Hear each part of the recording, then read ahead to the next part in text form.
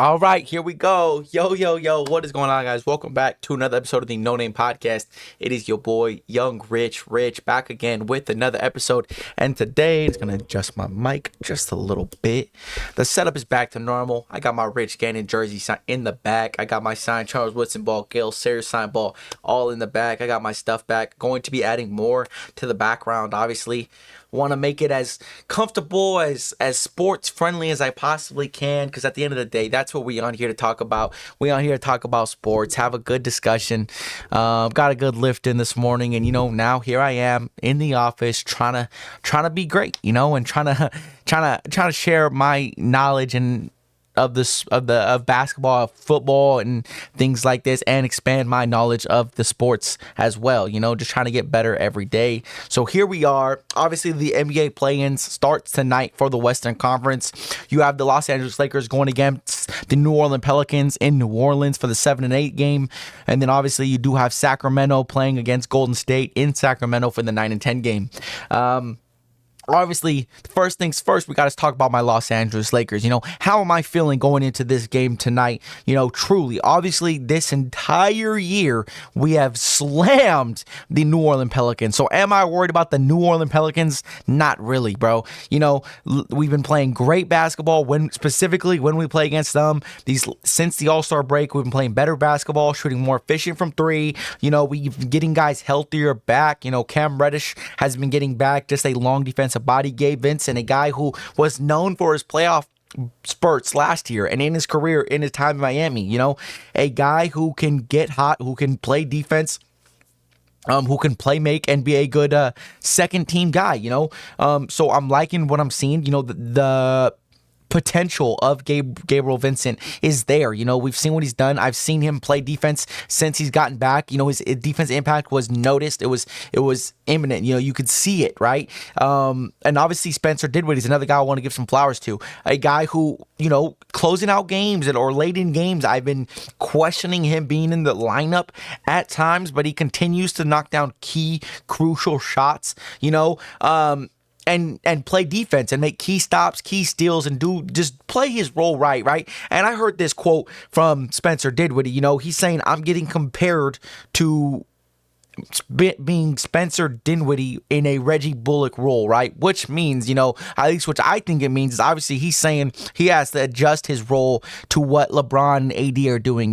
There is a depth chart on this team. You have Austin Reeves, you have D'Angelo Russell, you have these guys who can go and score and are the top 4 options on the team, right? And even Rui Hachimura, another guy who gets a lot of touches, gets a lot of shots, right?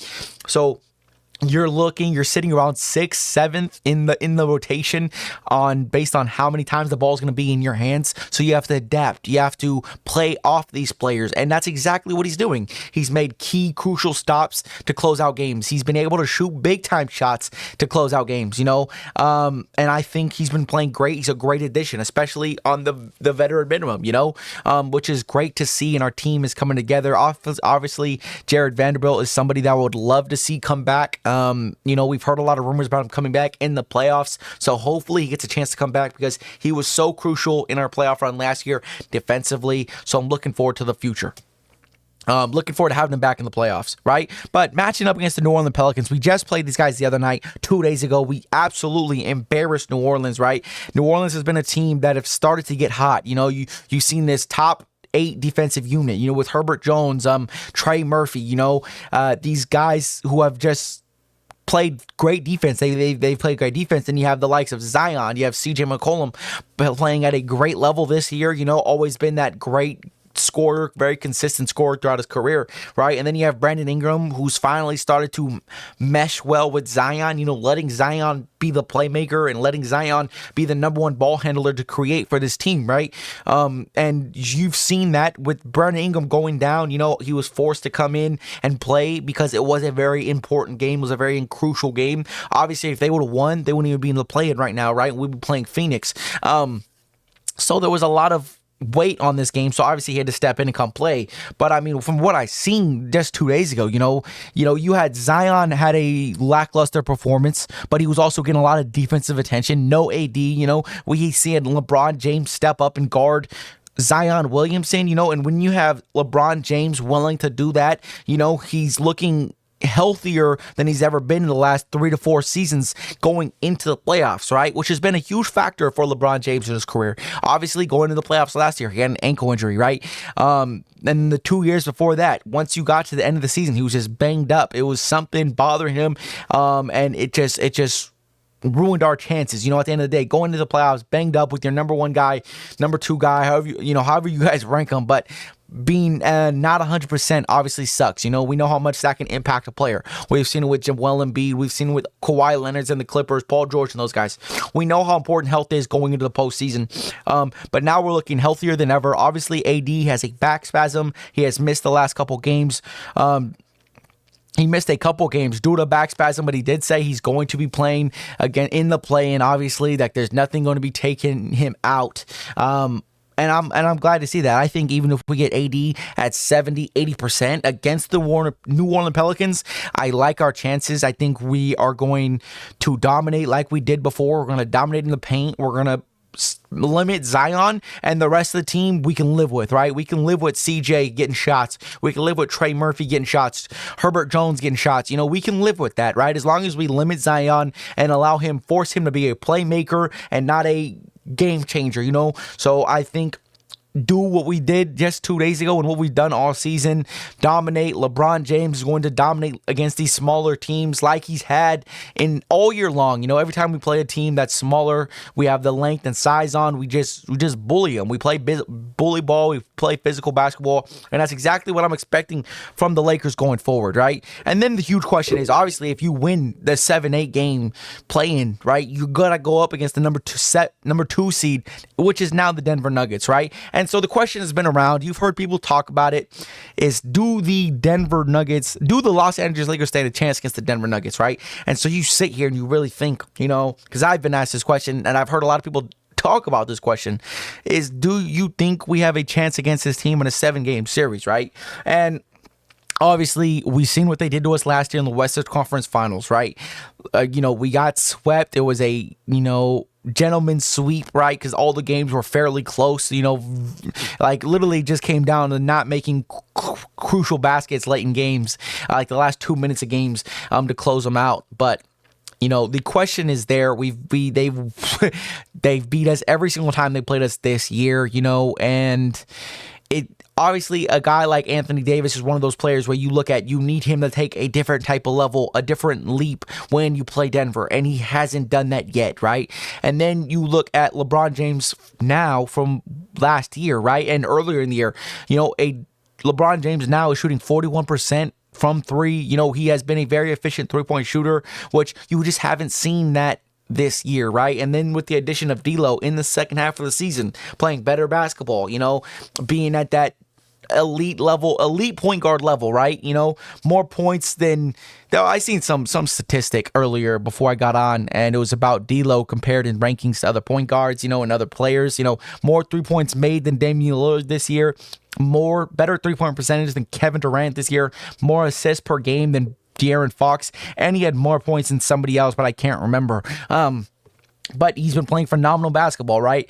And so obviously the big question about this team is the big four, the Aaron Gordon, the Jokic, the Jamal Murray, the Michael Porter Jr., and KCP, with all due respect. Okay, They've had our number. This is obviously Jokic is one of the best players in the world. He is the best player in the world. So it's just, it's tough to sit here and really try to convince myself reasons and explanations of why I think we can go out there and compete. Obviously, I'm a Lakers fan. I'm a bit biased. I think we can compete against anybody, right? I think we have the pieces to play and compete against Denver, especially, right? And something Nick Wright said, it's really stuck with me earlier, right? We're going into the playoffs. If we win, hypothetically, if we win the play-in game tonight against New Orleans, we get the 3 days off, and then we're going to be able, actually, I think we get longer than that, right? Because they still got to play the rest of the play-in games, but we'll get some time off. Then going into the first round of the playoffs is the only time you'll get 2 days break in between each games. And if you're giving LeBron James and our team 2 days breaks, sometimes three, depending, however the schedule works out, but multiple days breaks after every game.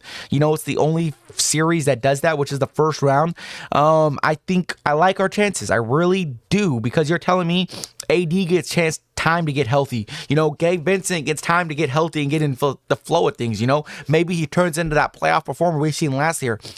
Maybe we see Jared Vanderbilt come back, right, and then start getting minutes on the second team and start his defensive impact being noticed, right? Maybe he gets back in that lineup. There's so many huge factors that could help us, win games and compete in this series, right? At the end of the day, both the and another thing, right? One of the things we struggle with is allowing teams to shoot too many threes and, get ahead too early. We've seen it against Golden State. We've seen it against other teams this year. When you let them shoot threes and you let them make threes, we put us in a bit of a deep hole, especially with us being one of the least 3 points attempted as a team, one of those units that scores majority of their points in the paint. We have to not allow teams to get out early on us and take early leads on us, especially a team like Denver, right? But then again, you look at Denver. Denver is not a team that's going to put you away with threes. They are one of the bottom 5 teams in 3 points attempted. You have a guy like Aaron Gordon who's not going to shoot you away. A guy like Jamal Murray who, if the three's not falling, he's not going to sit there and just keep pulling threes, right? The only guy who's consistently going to pull the three is Michael Porter Jr., and even then, he's been on a bit of a leash. If the first couple don't drop, he's not going to keep heat checking, So there's definitely a lot of things that can go in our favor, right? And then you look at the fact that this is the first time LeBron James is going into the playoffs shooting at a 41% clip from three, the best in his career high, right? And then you look compared to it last year when we went into the playoffs and we played against Denver, had one of his worst 3-point shooting seasons in his career, right? In that series specifically, could not get a 3 ball to fall for him. And it was almost getting to like the Ben Simmons effect, So now you're telling me he's shooting at a 41% clip. And I'm not saying he's going to continue at that high of an efficiency rate. But what I am saying is that if LeBron can go in there and add the 3 ball to his game, shoot it at an efficient clip, 36, 37%, you have to make the team respect it. His driving ability, his ability to be bigger than everybody else is just going to make everything easier, And then again, D'Lo has been known to get hot against teams who can't guard, against weaker PGs who don't want to buy in on defense. And every time we play Denver, he cooks Jamal Murray, So at least since the All-Star break, he's cooked Jamal Murray. So listen, I am looking forward to this series, all biased. No bias, all bias aside, right? Denver's the better team, right? Again, defending back-to-back champs, defending champions, trying to go for back-to-back, best player in the world, possibly a 3-time MVP. Michael Porter Jr., very respectable player. Jamal Murray, we know his playoff elevation, right? What he does when he gets to the playoffs. His numbers elevate, right? And we know his remarkable, historic performance he put on in the Western Conference Finals and the Finals, right? So again, I like to see a competitive series if it gets to that point, if we end up playing Denver, right?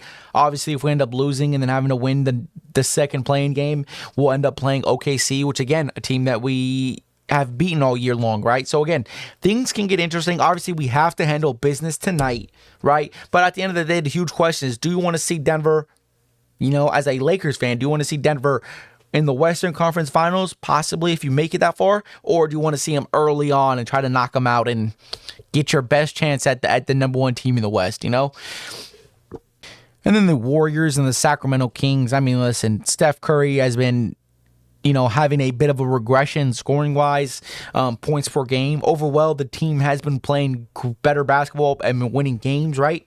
This is obviously a team that we can fear with the fact that if all these guys get going at the right time, this team can look scary. But do I think of them as a team to go compete for the Western Conference? No, right? And I think the ceiling for this team, which is a very respectable ceiling, knowing who they are, these guys may all be on their last leg of great years other than Steph Curry, but, a Western Conference Finals ceiling is possibly the best they can get, at the very, very best. Team playing at the absolute T, you know what I'm saying? But this team could also go out to Sacramento. Obviously Sacramento is a little bit man down, right? No Malik Monk, no Kevin Huerter. You're taking away two of your best players, your better players, more efficient players. And Sacramento 4-7 in their last 7 games with wins over Brooklyn, Portland, and the Clippers, right? Who have looked like an absolute dumpster fire, So again, there's a lot of question marks for this Kings team. You have not been looking very hot. The Warriors have been looking very hot. Do I have faith in De'Aaron Fox and Domantas Sabonis to go out there and do what they did in the playoffs? Like what they did last year? I do. I would have to take the Sacramento Kings in this one. I think De'Aaron Fox, with everything on the line, they know what they need. You have Keegan Murray, who played great in the playoffs last year. You have these pieces.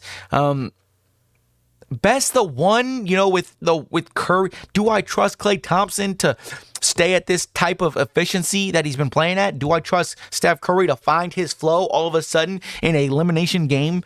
Listen, it's up in the air, because I'm not going to be surprised if Steph Curry goes for 40 points in tonight's game. I won't, because Steph Curry at the end of the day. Am I going to be surprised if De'Aaron Fox goes for 40? No, because De'Aaron Fox, one of the best closers in basketball, one of the best mid-range guards in basketball. This guy can score at will. Yes, they've been in a bit of a slump, but I think that just has to do with the fact that stuff happens. You can't look great all year round. Look at the Clippers. Look at the Nuggets. Start off a little slow, championship slump, and all of a sudden they got rolling at the right time. So again, if I had to put my money on anybody, I'm going to put my money on De'Aaron Fox and the Sacramento Kings. Because when you're telling me they have the opportunity to, that fan base in Sacramento, I've been to the games, I've watched them play teams. Atmosphere is electric. These guys live for that. They've been waiting years to get a team who is respectable to watch, who is competitive enough to compete. And now you're giving them the second straight year with the chance to go into the playoffs, make some noise in the playoffs. And now they're going against the Golden State Warriors, the dynasty, the team who Steph Curry dropped 50 on you in Game 7, right? De'Aaron Fox was out there performing, busting his ass with a broken finger in the playoffs, and he was getting buckets. He was talking trash to his opponents. He was going back and forth with Draymond Green. Listen, De'Aaron Fox is a playmaker. He is a competitor. He wants to win, and I think they're going to go out there and they're going to give it to him. I think this is going to be a De'Aaron Fox masterclass. Don't be surprised if he goes out here and drops 40. Don't be surprised if he goes out here and gives you 35 and 5 and 11, right? 11 assists, okay? He is going to go out there and perform. I don't think anybody on the Warriors can guard De'Aaron Fox. And if you wanted to do it and bring Jonathan Kuminga that way and throw him that way, it's going to be a bit of a problem. And some of the, because that's going to open it up for other guys, right? Because they still got some size. But then you also look at the fact that Keegan Murray, again, what he's done on the number one defender this year, on the number one scorer on opposing teams. He's done his work. He did as good of a job as you can do against Steph Curry, hustling across screens. And I think this Kings team is going to scheme something up to keep Steph Curry out of this game here, unless Steph Curry pulls off some crazy ass shit like he did in Game 7, right? But again, if I have to put my money on anybody, I'm sorry, it's the end of the dynasty tonight. This will be the last game played, in my eyes, for Klay, Curry, and Draymond Green together. All right. And for Golden State Warrior fans, it's been a hell of a run. I'm sorry. It has to end like this. Because I understand the feeling, you know what I'm saying? I understand. It sucks. It just sucks. It happens. But it is what it is. But getting into tomorrow's games, you have the Miami Heat going against the 76ers, right? And this is like the biggest, because if I'm being completely honest with you, nobody cares about Atlanta and Chicago. Am I going to be tuned in to Atlanta, Chicago? Of course. It's a playing game. Am I really going to be locked in? Who's going? No. These are two of the most mediocre teams in basketball. Trae Young is coming back, and they've looked better with DeJounte Murray running the point, being the number one ball handler, right? So again, and then you're bringing in a guy who very inefficient from the three, very ball dominant player, can't play on defense. So it's going to be, we'll see who it is. It's going to be a toss up. I'm not really going to pick a team because I really don't I really don't want to. If I had to pick a team, I'd probably pick Chicago, just due to the fact I think I like their team better, what they got, and how they've been playing as of late. But the main talk everybody wants to talk about is obviously Joel Embiid coming back. I mean, he's been back for about what, a week and a half, 2 weeks now. He's been putting up numbers. His box score's been there. You look at his box scores, you look at his stats, he's putting up stats. But when you watch him play, you clearly understand he is not in the best of conditioning. He kind of seems to, the knee is still there. It's still bothering him. I mean, he was wearing a huge knee brace, so obviously it is still playing a factor to his game, right? But you have a good opportunity to do it, right? Because at this point, you're assuming that even if you end up losing to Miami Heat, you're going to have to play Atlanta, Chicago, and you like those. Tyrese Maxey can win you that game. Tyrese Maxey can beat both those teams by himself, right? And then you also have Kelly Oubre playing good, Kyle Lowry playing solid basketball, Buddy Hield, who I think is going to play a huge role in the playoffs for them this year. Especially with Joel Embiid back, he'll get some more open looks. And then obviously Tyrese Maxey, he carried this team to where they're at today. Without Joel Embiid, he held the team afloat and he kept competing and growing as a player, right? So now I'm sitting here at a decision where I'm sitting here and I have to pick between the Miami Heat, who I am 100%, I'm 100% believer in the Miami Heat effect, the playoff Miami Heat, the Jimmy Butler playoff elevator, the floor raiser, the guy who goes in there and just this team, this player, this organization, go into the playoffs with a different intensity, different mindset, different atmosphere. The vibes are different, like all the little playing around the regular season, whatever, all that other bullshit's gone, right? So now it's grown men out there competing for something that means something, right? And if there's any team, no matter how bad they've been all year long, that I believe in to make a run like this, like they've done before, it's the Miami Heat. There's not one team that I would ever put this much faith in to go on a run than the Miami Heat. Now listen, am I saying I don't know if they're going to beat Philadelphia and Embiid, right? Because of the fact that they have not looked very great defensively, which has been something they've been great at, for the past 4 years. Consistently great defensively, even though offensively they might have not been as smooth and as productive as you would have liked, right? In the regular season. But they're always defensively locked in. And this year it has not been the case, allowing a lot of points to point guards, even after they brought in Terry Rozier. So I can't imagine it got any better, two small guards. And then you have Tyler Hero, who doesn't really buy into the defense. They run zone out there to help benefit those guards. But, you put a lot of question on yourself. You have a guy like Bam, Jimmy Butler, two guys who can lock in on defense and hold it down, you did lose a lot of pieces on that championship run that you had, right? Max Strus, Gabriel Vincent. You still have Duncan Robinson, who's finally starting to come afloat. So it's going to be an interesting game. I'm going to be locked in, right? But am I going to be upset if the Miami Heat lose and have to play Chicago or Atlanta? No, because they did it last year, right? They did the same thing last year. Went into Boston and absolutely handed it to Boston and Milwaukee last year, right? On the road, right? So again, I have the utmost faith in Miami to pull something out. All they need to do is get into the playoffs, get into the dance, and that's it. But if I had to choose one, Bam Adebayo, again, is a great defender, and you're telling me Joel Embiid's not 100%? I like my chances with Miami here. I think Miami is the stronger, mentally tougher team. They got more grit. They got more, they want to win those grind games, those games that are going down to the wire where it's a defensive masterclass, And I think Spoelstra is in the lab.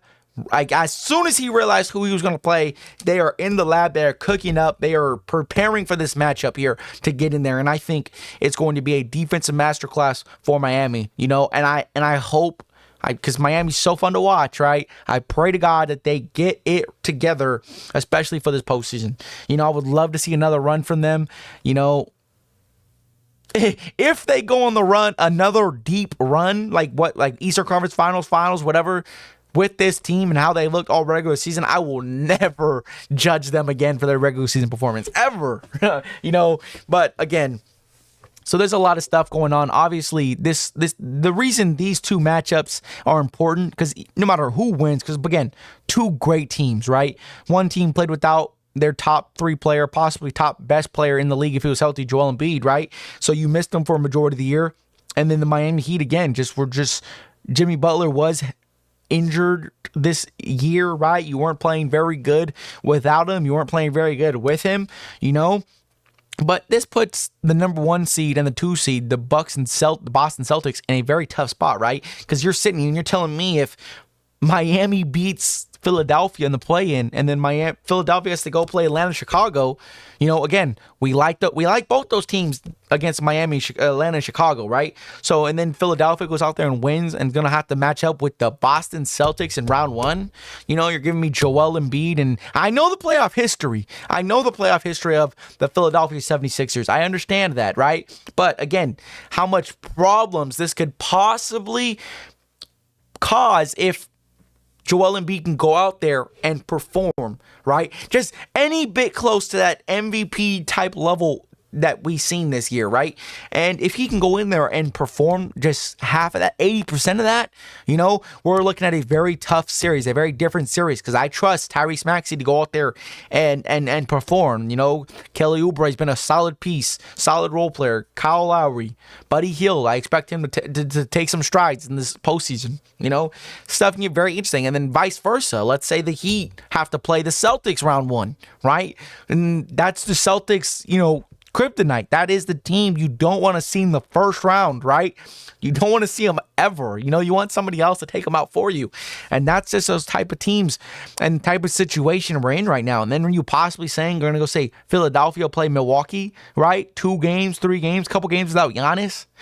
Joel Embiid going in there and playing without Giannis, there is a lot of question marks, and there should be a little bit of worry, a little bit of not necessarily fear, but worry, right? And respect to these two teams, because they are better teams than what they're giving out there and what their regular season said, right? They are a more threatening team than some of these other teams in the East, to me personally, But again, crucial matchups, crucial 7 and 8 games for the East, for the West. The play-in's going to be interesting. Obviously, the West is closer with standings and how competitive a lot of these teams are with each other. So I expect all the play-in games in the West to be competitive and good, solid basketball games. Obviously, the East, I don't believe that for the the bottom feeders of the play-in, right? But we will see, and it's interesting. Just be on the lookout, bro. I'm expecting some good basketball this offseason. And then the team, the Los Angeles Clippers. A team who had for the last 5 to 6 years has had championship expectations, and they've been affected by injury, by lack of performance, from load management, right? A team who has always had great talent, elite superstars, some of the best players in the world, right? And you just added more talent. You added James Harden, a guy who, we've discussed was an all-star caliber player these last 2 years leading up to the all-star break, didn't get those awards. And then you kind of started seeing him to fall off, right? And now James Harden has began to fall off. He has continued to regress. Paul George, a guy who he has said on his own, on his podcast, he had to admit he's not a number 1 option on a championship team.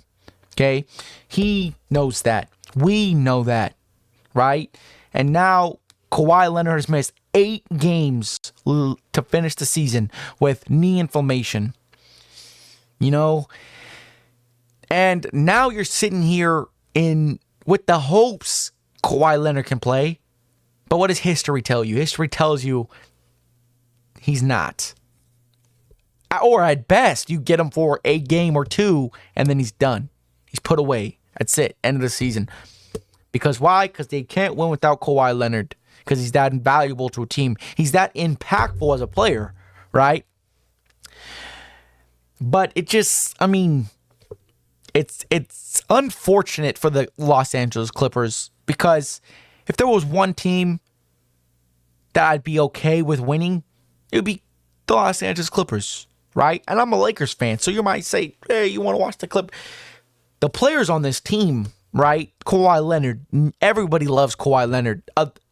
If Kawhi Leonard wasn't so injury prone and had all these issues, we would be looking at, I believe, a completely different player. I think he would have more championships, more finals appearances, more, MVP conversation seasons, more possible depoys, more all NBA, accolades and things like that. And I think his resume would just be greater. We've seen what he's done, so you respect Kawhi Leonard. But I mean, this looks like the breaking point of the Los Angeles Clippers. If you don't get Kawhi Leonard back, do we have faith in James Harden and Paul George to win you a series, especially against the Dallas Mavericks? No. Dallas is one of the hottest teams since the All-Star break. They have Luka Doncic, MVP runner-up, MVP discussion for the last 3 years. A guy who's a triple-double machine. He can give you 40 if you don't come and lock up. He can shoot it from damn near half court. He can post you up if you're too small. He can go to the rim. He can shoot his free throws when needed. And then alongside him, you have Kyrie Irving. One of the greatest, most talented basketball players we've ever seen. A guy who can do it all, right? Everything I just said about Luka, excuse me, I just had a hiccup. Everything I said about Luka Doncic, he can do, other than the triple-double part, because, that's a bit different for Kyrie. But, and then you add the additions of PJ Washington, who's been playing solid. Derek Lively, who was a great pick for them, and he's been playing good basketball. And then you also added Daniel Gafford, who has been playing great basketball, being alongside Luka Doncic. A guy who, when they first traded for him, I didn't know if he could be a starting caliber center in the NBA. I underlooked him a bit. I know he was in Washington. I know his situation was tough, but I definitely underlooked him way too much. He's been playing great basketball since he's been over there. Points in the paint has increased. He's getting a lot of easy alley-oop, assisted by Luka Doncic. Pick and roll's been there. And then you have Max Kleber, who when you want to bring him out as a center, you can run that little 5-out style offense. The spacing is absolutely insane when he's knocking down his shots, right? Offensive rating skyrockets. Okay, and you just look at the scary Dallas Mavericks team, who when you really have to sit back and question, what's their weakest part? Should we fear the Los Angeles Clippers in a 7-game series without Kawhi Leonard? No. Nobody should. Nobody should be fearing the Clippers without a Kawhi Leonard in that lineup, right? So it is crucial for the Los Angeles Clippers Kawhi Leonard plays, and obviously we've seen it last year. He came in 2 games, played phenomenal basketball, MVP level basketball the first 2 games against Phoenix, and obviously left the game with knee inflammation and set out the rest of the series. Again, I feel bad for the Los Angeles Clippers organization because, again, you invested a lot into this year, into winning these last 3 to 4 years especially. You added James Harden. You gave away capital and all this stuff to get James Harden. James Harden wants to come back on a max contract. Paul George, he's in discussion for being alongside the Philadelphia 76ers next year. So this team is starting to look like it's taking its crumble. People have had enough of the Kawhi Leonard, the Los Angeles Clippers effect. But I don't know. I mean, listen, Luka Doncic and this Mavericks team, if they get hot, they get rolling, they could beat anybody in any given day in any series, right? And I think the Clippers have the defensive pieces and the defensive and length defensively and some of the best defenders in the league that, if all healthy, they could really go out there and be an issue, especially for Dallas, right? I think that'd be a very competitive series. But if Kawhi Leonard's not playing, obviously this team is in a lot of trouble this year. And if this team has another poor playoff performance, you're going into a new arena opening up soon. A lot of questions will be asked. It's a lot to deal with for like if you're a Clippers fan, having this much expectation, having them look so damn good for a 28, 25 game stretch, and then for them to just end the season like this, if it ends this way, just be so, so, so damn unfortunate. Obviously, the WNBA draft was what, yesterday? Yesterday. And obviously, Caitlin Clark unanimously goes number 1 overall to the Indiana Fever. Excuse me. Indiana Fever? Indiana Fever. But obviously, number 1 pick, undisputed. That's she earned that right. She is that great. She is that type of talent. But I thought it was a good addition, obviously, for Indiana, because Indiana is one of the worst teams in the WNBA. But Aaliyah Boston, who I'm not going to sit here and tell you I watch all the WNBA or know all the WNBA players. I pay attention to basically the better WNBA players. I will try to watch WNBA as much as possible. I support the league. I want it to grow. The more leagues, the better it is for women's basketball and everything like that. So obviously, I support the WNBA. I'll gamble on it. All you gambling degenerates. It's one sport you can gamble on when there's nothing else on. But Aaliyah Boston was a great talent. I believe she's going on year 2. I believe she was a rookie last year. But she played great basketball this year. She could shoot the 3. She's a true big man. She can go out there, play defense, and get boards. I think this is a great situation for her and Caitlin Clark to both be in. Both of them can shoot the 3, obviously. And Aaliyah Boston can also play like a traditional center. She can also stretch the floor, give you some spacing. And when this team has actually a bright future ahead, right? And then you add Caitlin Clark, which in hindsight everybody is assuming is going to be one of the greatest WNBA players we've ever seen, right? One of the greatest WNBA prospects we've seen, like Wembanyama coming to the NBA. They're going to be great, but just how great are they going to be? It's one of those things, and I expect big things from Caitlin Clark. Watching her play, her 2 years, these past 2 years specifically, like me watching and paying attention to her, it's been fun. The way she plays, she could shoot from damn near anywhere. She's got Steph Curry-like confidence. No shot is a bad shot. She could shoot from anywhere. You make one from damn near half court and you take one step back and you try it again, and then she'll play defense. She seems to want to play make. She had a handful of double-doubles in this playoff run. And I have high expectations for Caitlin Clark. And then one of the key other draft picks that I paid attention to was obviously Angel Reese going to Chicago Sky at number 7, right? And again, shout out to Uncle Shannon Sharp, Shay Club Shay, and Gilbert Arenas, right? But they were talking about this idea of the WNBA rivalry, right? Which I thought was absolutely a brilliant marketing scheme, a way to get people into the WNBA and to watch it, right? Because listen, you have a very like Magic, like Larry Bird when they were in college. They went up head to head. They blew the college basketball numbers out of proportion. One of the biggest, most watched event in college sports history, right? And still to this day, right? And what did Caitlin Clark and Angel Reese do? They did exactly that. They maximized the marketing.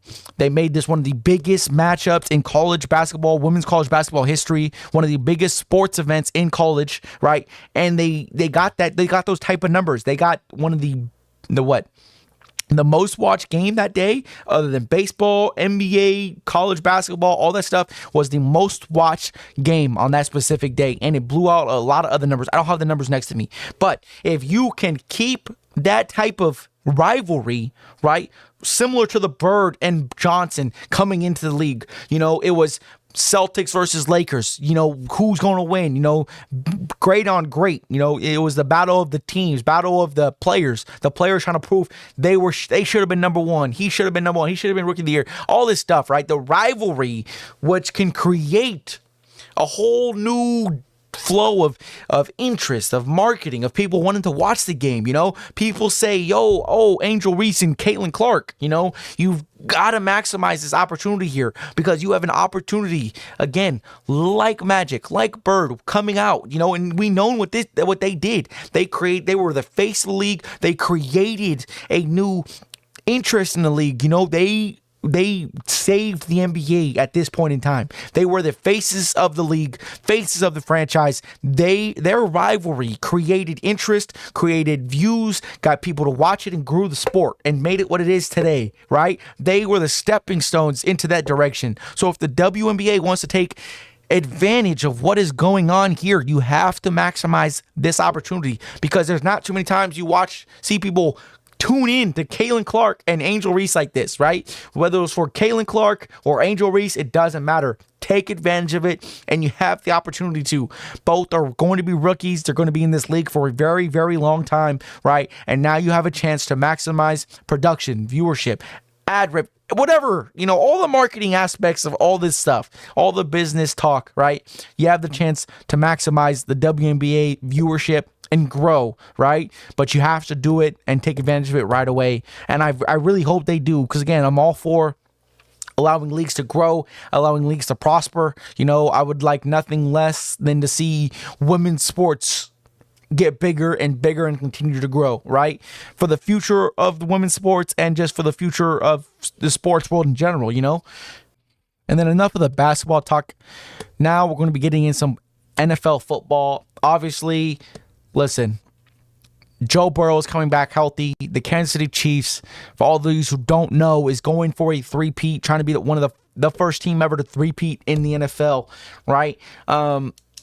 And Joe Burrow comes out with this quote, right? I'm going to give my reaction and my thoughts on this, but Joe Burrow gives his quotes. I think we're built to beat them, right? Quote unquote, I think we're built to beat them. And this could not be more right. Hey, listen, if you listen to any of my videos, okay, you would know I'm a huge Joe Burrow fan. I love Cincinnati. I love Joe Burrow in particular. I love their team and what they got out there, right? I'm a Raiders fan for those first-time viewers who's watching. So if you want to call it glazing, whatever, right? I respect good football at the end of the day, no matter who, unless it's from the Kansas City Chiefs, obviously. Let's be real here. Or the San Francisco 49ers. Those are the two, and the Dallas Cowboys. Those are the three teams that can't be great, or I'm going to be a little biased towards, because obviously I love to see them lose. But back to the point here, right? Joe Burrow was currently 3-1 in his career versus Patrick Mahomes, right? And the one time Joe Burrow lost to Patrick Mahomes in the playoffs, right before they won championship number 2 versus the Philadelphia Eagles, he got a roughing the passer late hit penalty that gave him an automatic first down and put him in field goal range, right? If the penalty never happened, they would have been looking at a 4th and 10 situation. Game on the line, legacy on the line. If that flag does not happen, we could be looking at the Kansas City Chiefs not winning a second Super Bowl, right? Winning 2 and 4, and instead of trying to go for a three-peat, right? This could be a whole different scenario for the Kansas City Chiefs, a whole different scenario for the Joe Burrow, for the Cincinnati Bengals, right? And obviously Joe Burrow getting injured this last year did not help to the cause of trying to stop Patrick Mahomes from winning, right? But it happens, right? Joe Burrow is a bit of an injury-prone guy. He's going to miss some games every year. At this point, 2 serious season-ending injuries, right, in his career so far. So we'd like to see him to stay healthy. You added to the offensive line, right? You added Orlando Brown. You have some pieces. You let go of Joe Mixon, right? So you're kind of at a running back void spot. I did hear some good things from the Cincinnati backup, the dude who's supposed to step into that role. Some high hopes for him is what I've been hearing, right? But you have, as of right now, you still have T. Higgins. You still have Jamar Chase, right? You have these guys. If you trade T. Higgins, because that's exactly what it's looking like is going to happen, you trade T. Higgins for a first-round pick or maybe a second and a fifth or something like that, right? You have the chance to add more picks to this team, right? You've already paid Joe Burrow. You're going to pay Jamar Chase very, very soon. And I couldn't be more excited for Cincinnati. They are in a very good position here to come back and compete again like they always do, right? Everybody already knows I think Joe Burrow is a number 2 quarterback in the league. I think he's top two. If he won, he obviously has to win some Super Bowls before I could ever put him above Mahomes. Just because the fact that means that's a crucial part to quarterbacks, right? The ring. But again, this team, you didn't lose many pieces in the secondary on that defense. For the most part, you hung on to a lot of the core pieces, right? So your defense is going to be very similar. You have draft capital to go hit, right? And like Chad Johnson has said before, Cincinnati can draft receivers. So if you decide to go and trade T. Higgins for a second and a fifth or a first round pick, late first, whatever, you have the opportunity to go out here and draft another one, whoever you like. They do a great job drafting receivers. So I have a lot of confidence whether they take them in the late first, middle first with their first pick, or early second, whatever. I have confidence that they're going to hit on that pick and get a receiver that they like and they want in that wide receiver room to learn from Jamar Chase and to develop into another elite receiver like they've done for the past 4 or 5 years, right? So again, I have high hopes for the Cincinnati team, and I think this is so true, right? Because they have been a team that Kansas City should fear, should respect, right? Should be a team like Miami Heat for the Boston Celtics, a team you don't want to see in the playoffs, a team you want somebody else to go beat. You're praying for anybody to knock these guys out so you don't have to see them in the playoffs, right? When it matters.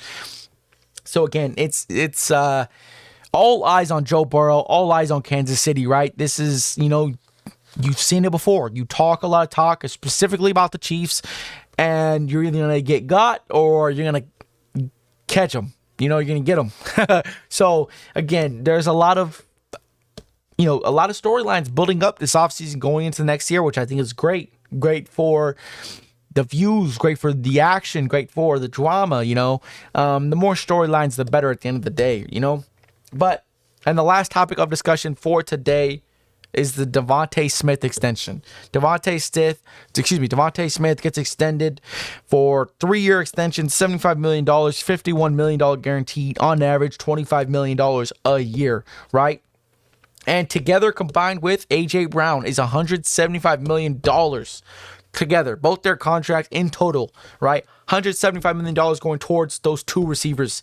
You're paying two receivers like number ones, right? Which is something that not a lot of teams would do, right? Even if they had the money to do so, right? Because it's a very expensive thing to invest in, right?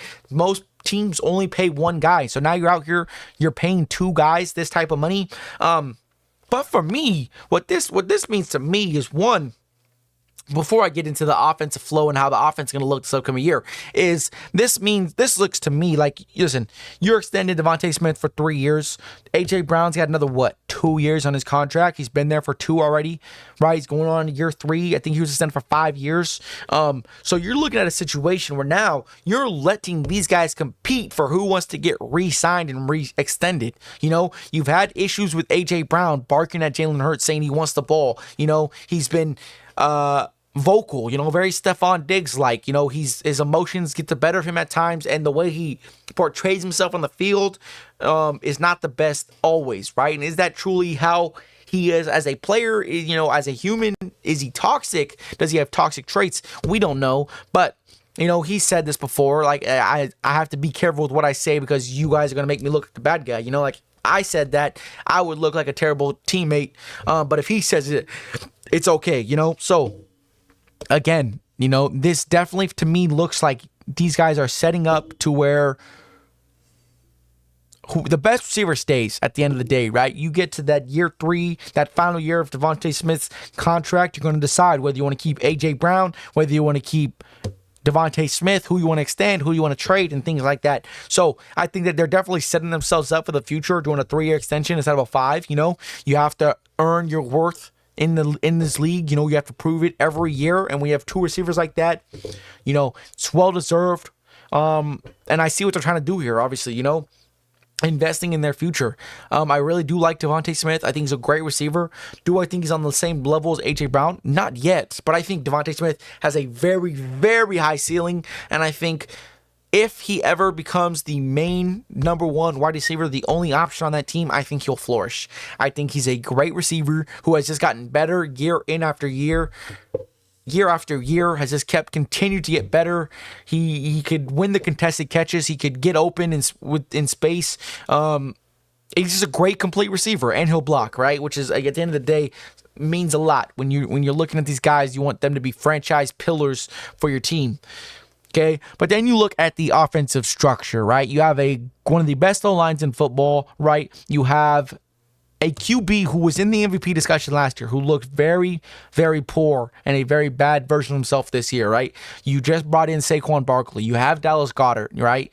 You have Devontae Smith. You have A.J. Brown, right? There's a lot of players out here. And so now you start to look at the way they brought in these players, right? And what these players look like before they got here, right? So you just paid your number two receiver the same amount as your number one wide receiver, who had a phenomenal year last year, right? Was in the competition, was in contention to have a 2,000-yard season up until their offense kind of fell off, right? But so now you're paying two guys like wide receiver ones, So now is there going to be a little bit of competition in the room, in that team? Is it A.J. Brown going to be like, give me the damn ball? Devontae Smith's going to be like, give me the damn ball. Although I believe Devontae Smith is not one of those type of players. I think he just wants to win, and he'll do anything to win. He's just earned his money, earned his right to be here. And to me, it just looks like if they want to trade somebody, it's going to be A.J. Brown instead of Devontae Smith, right? At the end of the day, that's what it looks like to me. But then you have Saquon Barkley, who I think Saquon Barkley is going to have one of the best years of his career. Like, you throw back to like rookie Saquon Barkley, right? He's going to have a lot more spacing. The box is not going to be as filled with the fact that not only do you have a running quarterback, but you have two of the best receivers in the league. One's top 5, one's top 15, however you want to put it. Two very good receivers in that team, on that room. And then you have one of the best tight ends in basketball and in football as well. Top 4, top 5, however you want to put it, top 3, whatever. I respect all those, right? But hands down, regardless, he is a top 5 tight end, right? And this team is looking a bit scary. They may not have as much depth on defense as we would like. Like, I would definitely like them to go out there and go draft and rebuild this secondary. You have to rebuild this secondary and this defense. It needs to be I don't even know the word I'm looking for. It needs to be addressed. All right, it needs to be addressed because this team cannot be a team that's going to go out here and get in a shootout with everybody again. Okay, it's just not their style of play. It's not how Jalen Hurts wants to win games, and it's just not how this Philadelphia Eagles has won games in the past. The only time you ever won in a shootout was the Super Bowl where Bill Belichick didn't play Malcolm Butler and their defense got torched for 40. All right, that was the only time, and they had to pull out trick play after trick play to really give it to them. All right, so again, they just need to play their style of play. They need to add to this defense so they can play more hard-nosed defense and stop being bottom 32 defense. Like, at the end of the day, it was just unacceptable for a team of that caliber with those type of players, right? And if this team goes out here and they still don't fix or address their secondary issues in the draft, that's going to draw huge concerns. Because another year, I know they bring in a new DC. They think, all right, new DC is going to lighten this top. Darius Slay is going to look like a top 5 corner, top 8 corner. Bradbury is going to look, again, like a top 10 corner once again, right? Like, you're going to get that same stuff out of those guys. I just don't think so. I think James Bradbury, his time in New York was over. In New York, he looked all right. And ever since then, he has not looked the same. So again, I don't believe a DC is going to fix this defensive situation because they were atrocious. And you were putting a lot of money towards James Bradbury, Darius Slay to run it back and be good corners. And they did not live up to that. Darius Slay was better than James Bradbury for sure, right? But again, James Bradbury did not live up to the hype, right? Very disappointing this year for that entire defense, right? So if they don't go address this secondary in this draft, in this upcoming draft, and address that defense, I will have heavy concerns for them going forward. Because again, I don't think this is a team that's going to go out here and go get in a shootout and win. We've seen Jalen Hurts try to do it at Oklahoma. Didn't happen. We've seen him try to do it in the Super Bowl. Fell short. Didn't happen. We've seen him try to do it last year. Putting the team on the back and trying to throw for 300, 400 yards a game. He was throwing the ball that much, and he just was not his style of play. That's not how he wants to play, which, again, it's okay, But let me know your thoughts. Like, do y'all think Devontae Smith is going to be the pillar of the Philadelphia Eagles of the future, or do you think they're going to stick around with A.J. Brown, eventually? It's because, again, they're both locked in for the next 3 years at least. So it's going to be interesting to see going forward. Then you just invest in Saquon. Dallas Goedert's getting paid. It's going to be interesting. Jalen Hurts is obviously getting paid as well. It's going to be interesting. But let me know what y'all think. Let me know who y'all think going to end up winning these playing games. Comment down below. Send me a text. Whatever. TikTok, all that good stuff. Let me know who you got tonight. Again, it's Lake Show all the way. We're running this shit. We're going to win by 25. All right? Don't quote me. Win by 25. LeBron's about to have 20, 10, and 10. He's going to have a triple-double, 20-point triple-double. AD's going to go out there with 24. 24 and 9. He's going to have 5 blocks. Austin Reeves going to go out there and shoot 5 threes tonight. And when it comes back, when it happens, just know I told y'all. Did I throw a little cheddar on the Lakers tonight? Of course. It's the playoffs, baby. Come on. It's my team. You feel me? I saw my gambling degenerates. Make sure to lock the fuck in tonight, all right? I'm praying for y'all. Praying for Nut McGreen, for all y'all, all right? But with that being said, let me know who y'all think got winning the NBA playing game. Let me know y'all favorite players for this upcoming season. Let me know who y'all like in the NFL draft. Who y'all like in the NBA draft. Basketball heads. Let me know. Let me know if y'all team even made the playoffs. If y'all team in rebuild mode. What's going on with y'all teams right now? All right. And with that being said, I hope y'all enjoy. Make sure to like, comment, and subscribe. Turn off the post notifications. And go check out my podcast on Spotify or Apple Podcasts. Make sure to follow the show, give it a 5-star rating. I'll really appreciate it. I hope with the formula, the whatever, you know what I'm saying. And we out.